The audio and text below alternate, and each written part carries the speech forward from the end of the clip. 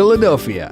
The city of brotherly love has lots of history, dating back to the 1700s. Fast forward to the 50s. Look at American Bandstand, hosted by Dick Clark. They broadcast the show live weekday afternoons from Philly.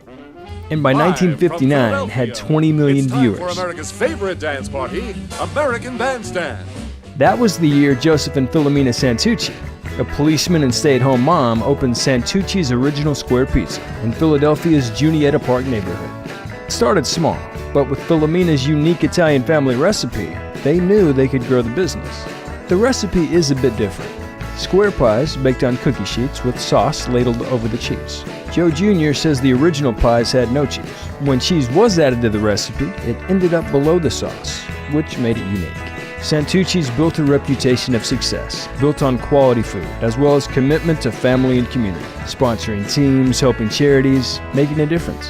Third-generation Santucci's now run the business, opening new locations in South Philly in 2011, a location with a full bar in 2015, and in March 2018, another grand opening in Philadelphia's Roxborough neighborhood. And watch for another coming soon to the Jersey Shore. They've definitely earned the accolades, being hailed by Eater as one of Philly's royal families of pie.